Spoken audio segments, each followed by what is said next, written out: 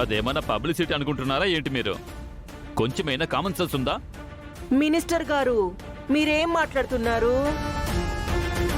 వాడెవడో వచ్చి నా కూతురి కారు తీసుకెళ్ళిందే కాక నా కూతుర్నే అవమానించాడు.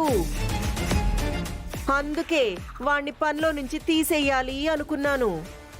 ఆ వెంకీగాడి కోసం ఇంకో 4 కార్మికులు వాడికి అండగా నిలిచి స్ట్రైక్ కి దిగారు.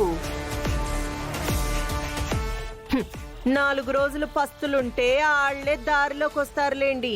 సర్లే, మీకైతే పదవద్దు కదా. అదేంటండి అట్టా అంటారు? మరి ఇలాంటి టైంలో జనాల్లోకి మీ పేరు మంచిగా వెళ్ళకపోయినా పర్వాలేదు, చెడుగా మాత్రం వెళ్ళకూడదు. ఒక్కసారి న్యూస్ చూడండి, కార్మికుడిని అనవసరంగా కొట్టినట్టు వస్తుంది.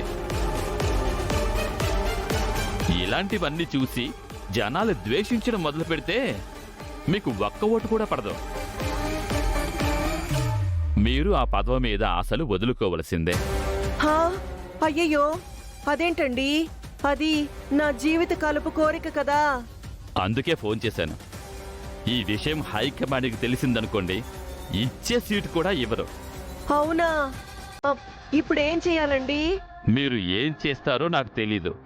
ఫ్యాక్టరీ ఓనర్ లాగా కాదు, కాస్త రాజకీయ నాయకులలాగా ఆలోచించండి. తెలివిగా సమస్యను డీల్ చేయండి. ఏ జనాల ముందైతే చెడ్డ పేరు వచ్చిందో అదే జనాలు మిమ్మల్ని చూసి దేవతలా ఫీల్ అవ్వాలి. అది టీవీలో రావాలి.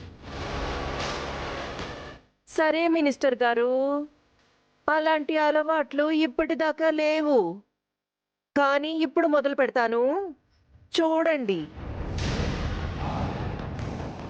కాసేపట్లో అదే టీవీలో లైవ్ టెలికాస్ట్ వస్తుంది.